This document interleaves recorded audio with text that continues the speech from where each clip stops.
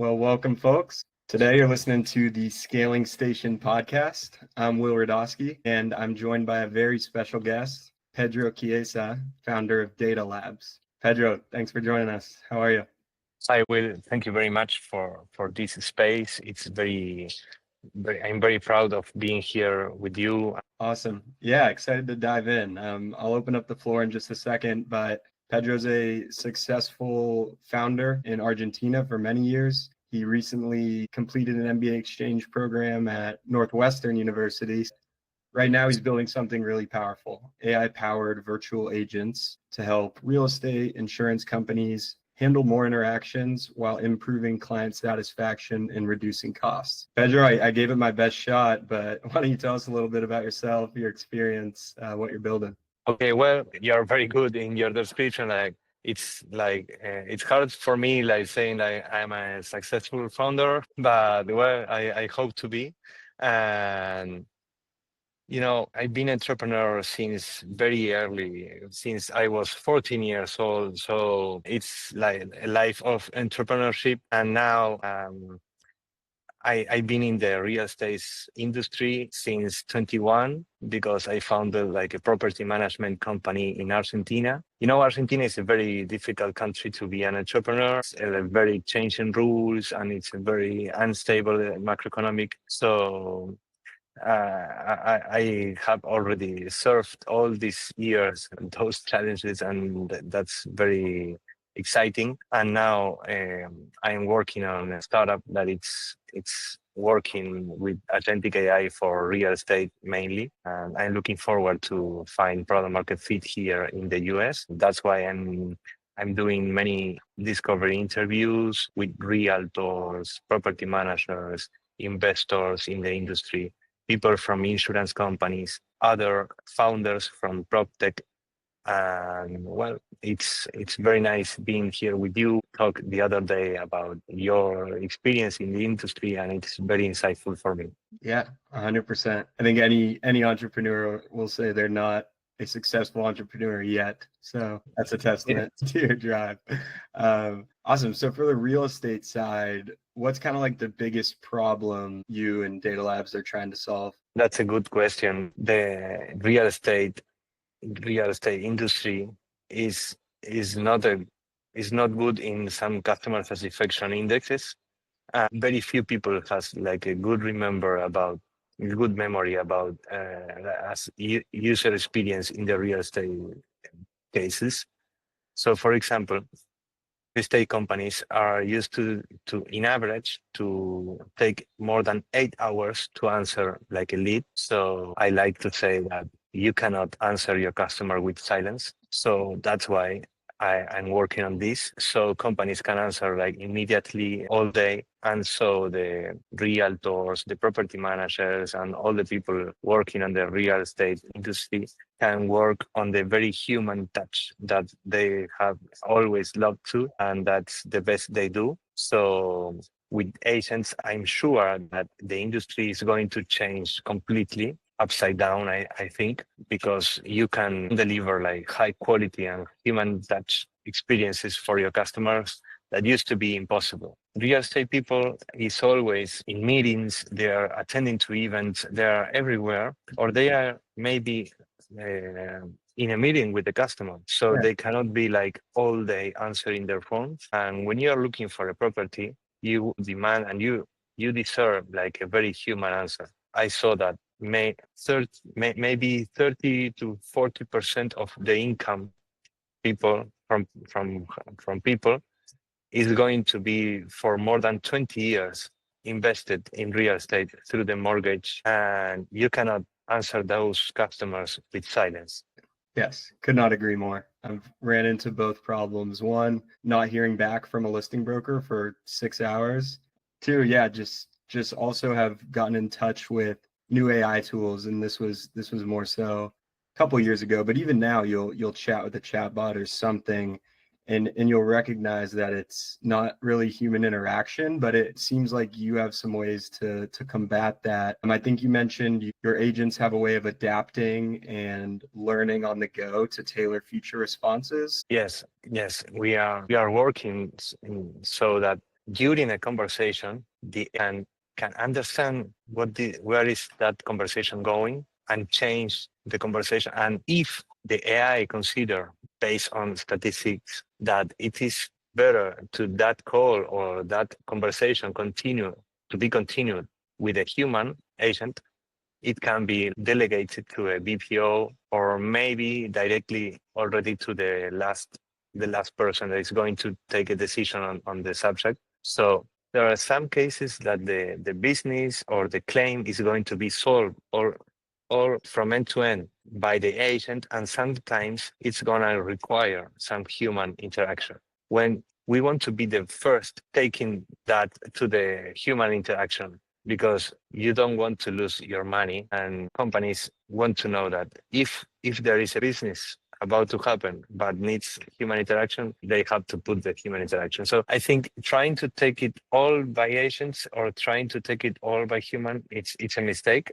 Yes. But finding the place in the middle is important, and it's difficult but a very, very good challenge. I love being in that place, working against that challenge. 100%. Yeah. And I think we both agree it's always going to be a relationship driven business. But like you said, an agent can be at a listing, they can be meeting with another client.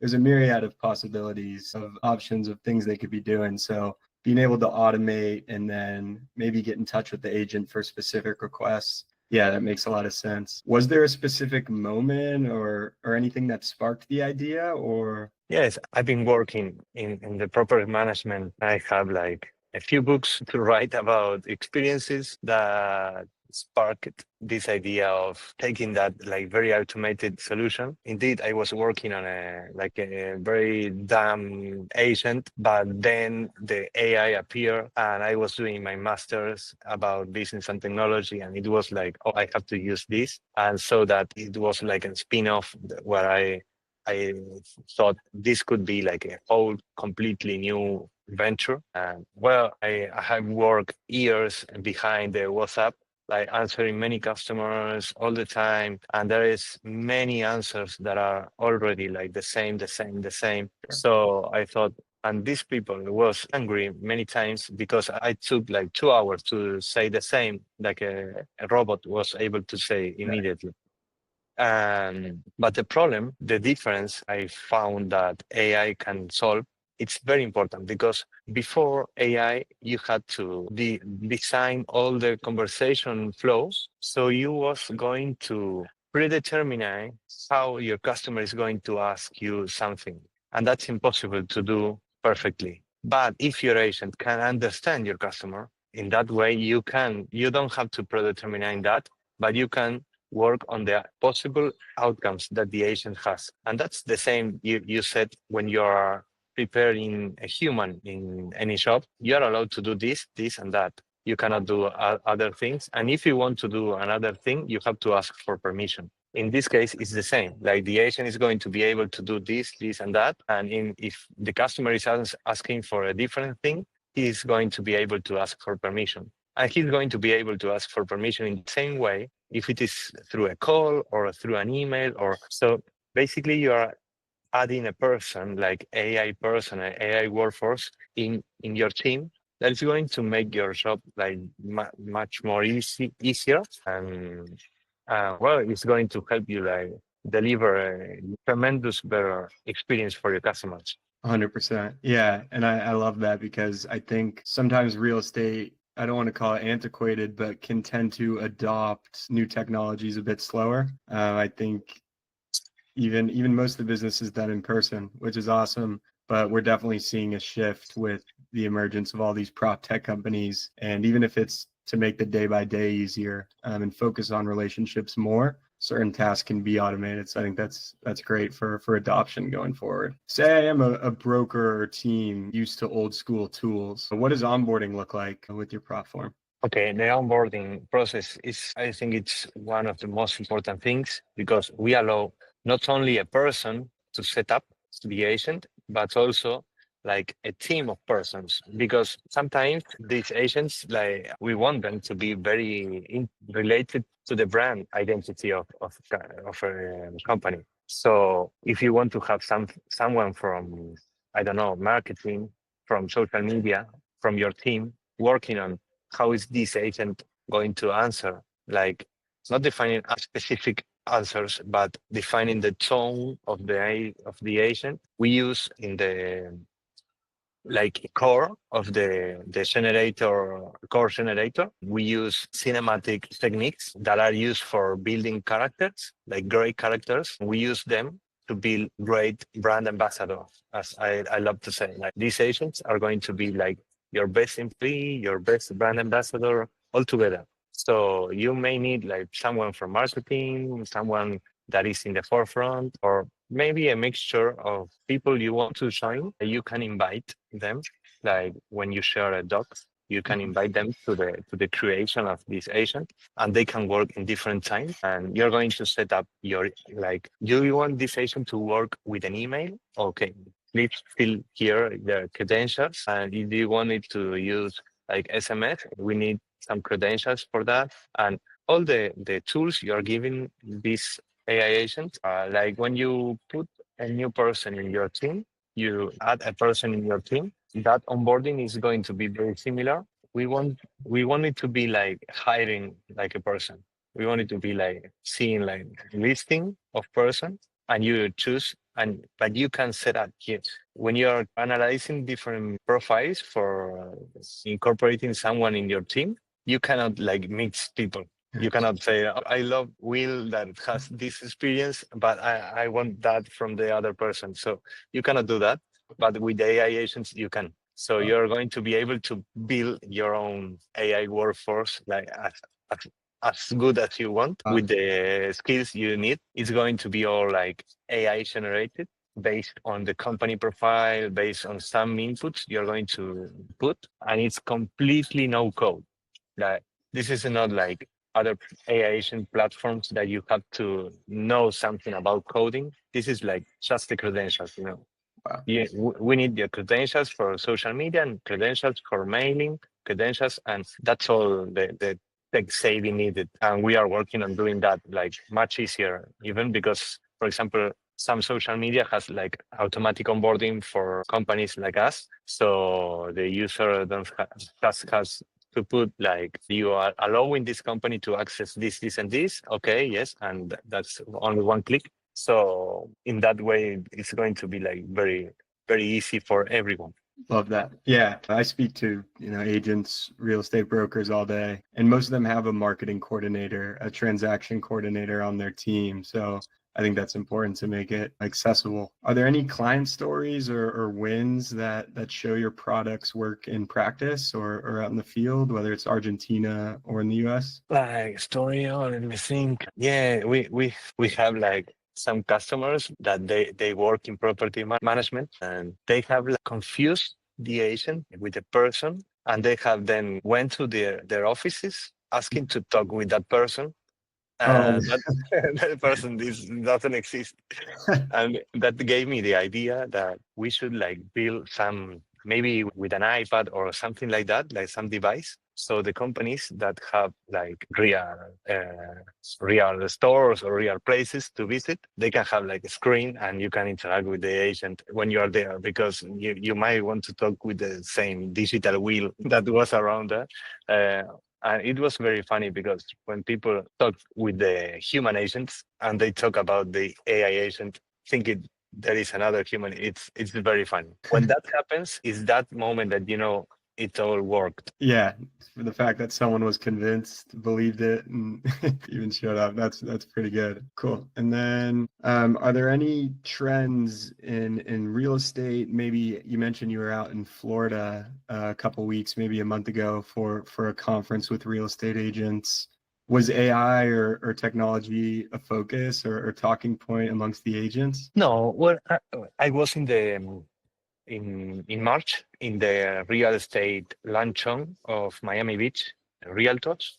I saw a few things there, like everyone was very interested in AI agents. They have like very bad experiences. That would be another insight. And many, many bad experiences I heard. There is a lot of AI washing about AI agents, you can find like many chatbots, regular chatbots now said that they are working with AI and they are like typical structure answering, and that's not AI. But where my main insight was that during the 3 hours I was in the luncheon, nobody was answering the phone. And in those 3 hours was 3 hours of silence of many leads, I'm sure. Many leads. And I'm sure a big business has been lost in that luncheon. Maybe a new business for some of those. But those kind of events, I think, are the places where realtors have to be. They have to be there, but they have to have someone answering their customers too. And that's why I think agents are a tremendous opportunity for the industry to elevate the NPS, the Net Promoter Score, and the customer satisfaction indexes. So they can deliver better service, they can work much more efficiently. And it is an industry like very based on trust, and agents has come to work with them, building more trust with customers. I'm very optimistic about the future of real estate with AI. 100%. Yeah. That's pretty good. Maybe in the past, when showing Dedalabs to someone new, is there any one feature that really makes them go, "Wow, like I need to implement this right away," or is it mainly the things you've talked about? You know, the personality, the fact that it literally comes off as a real human being. There is a feature that is very different from the majority of AI agents or chatbots, and it's very important. That's the omni channel experiences. We work on that like very precisely, very design experiences, because the main feature would be memory. We are very used talking with any service companies, and they are asking all the time, like, what's your name? What's your surname? What's your, I don't know, whatever number they need, your address, your email, your phone number. You may be talking with your phone service supplier asking for your phone number. And it's a joke. And when you have memory in an agent, there's only once it's going to answer that, to ask that, because once the agent have already matched like your mail with your phone number, it's not needed anymore. You might be asked that just for verification, just for security, maybe, but there are many other ways today to check security. So when you give an agent memory and you give access to email, to SMS, talk with you by phone and even in person, you're going to be able to, you can imagine it's going to be like having a new team member. So in that moment is that your customers are going to experience like a real omni-channel experience. Omni-channel experiences have been proven to multiply like 3 times average, like say 3 times experiences, and it's much better experience if you give omni-channel experience for your customers. 100%. Yeah. Is there any developments in the pipeline, if you're able to share anything you're especially excited about with the roadmap, whether it's product, partnerships, events, growth plans? Like in the roadmap, we are working with some companies from Argentina, but that's because we need customers. You know, we are bootstrapping in this moment. We are doing some research. We want to hear from realtors. We want to hear from property managers, like the best cases every day, what they do, what their experiences with customers, the most strange things that happens to them, because we need to understand that, because if that happens at 2 a.m. with an AI agent, we want the agent to be like the best answering person at that time. And we might be hosting an event next month in San Francisco. I'm going to be here again. Well, I would love you, Will, to come to this event about PropTech and AI, and would love to invite people from the industry to come here so we can talk about this. We can see some insights from the industry, from both industries, you know, the PropTech, the real estate, also AI people. So, well, that's what I would love to share with you. No, that is really exciting, and I will definitely be there. Was it July? Yes. Awesome. July 9. Yeah. In the afternoon. Afternoon. Yeah, since we first talked about it, I've been thinking about it, thinking of other people who I might have to invite, see if they could get the okay. But yeah, that's really exciting. Are there any metrics that Dedalabs and you are focused on improving? Is client acquisition the main focus right now in the US markets? Yes, customer acquisition would be like the most important thing, and mainly to understand what are the main pains that we can solve to customers here. We are sure that we have many solutions that are useful, but we want to design like a very precise product. So we want it to be convenient. We are working on dynamic pricing, for example. So if you're investing, you can reduce your customer acquisition cost. And I want it to be like for sure, like I'm putting $1 on this. I want it to be like a customer. So I'm working on how to structure the pricing in a way that the companies that are going to be our first customer, that they don't spend money trying. They just put money when they have sales. So it's a win-win situation. That's awesome. Leading with value. I like it. That's great. Well, I guess in the next 6 to 12 months, do you have any goals or vision for how you see Dedalabs expanding in the US? Yes. I think this week is very important for me. I'm meeting very incredible people. They are opening me like many opportunities. They're inviting me to many opportunities. So I'm very optimistic. I think we are going to be able to deploy a product here like maybe in 2 months. It's awesome. I can't wait to continue to stay in touch and hear about all the developments. Me too. Yeah, and that was a lot of what I wanted to ask. Let me think if I have any final questions. Is there anything else you'd like to share or something I didn't cover that maybe you were hoping to speak on? I know that you are in the industry of real estate, very related. I invite you to spread the word that you cannot answer your customer with silence. You cannot say like nothing when your customer is trusting you. He's going to spend 30 years of their lives paying like 40% of their income, and you cannot answer 8 hours late. You can do it. You are doing it. The industry is doing that, and I think, okay, it's working, but it could be great. Let's do it great. Yeah, I could not agree more. And if listeners wanted to get in touch with you or follow along or reach out, what's the best way for them to reach you? Oh, I love maybe email pedro@dedalabs.com. LinkedIn, I have like a booking link, so we can chat. I have that for 30 minutes.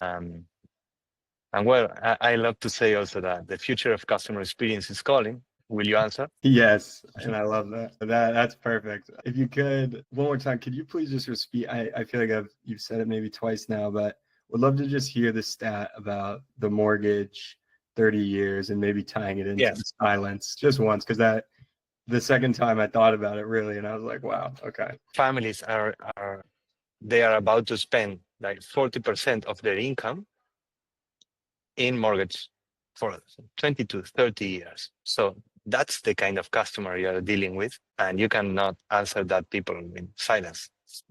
No, you can't come up short. That's huge. I really appreciate you coming on, Pedro. That was a really fun conversation. I'll make sure to include your information, maybe your email, LinkedIn in the description here. Thank you very much. Yeah, 100%. Look forward to staying in touch. That's it for this episode of Scaling Station. Thank you, Pedro. Catch you all next time. Thank you very much. Absolutely.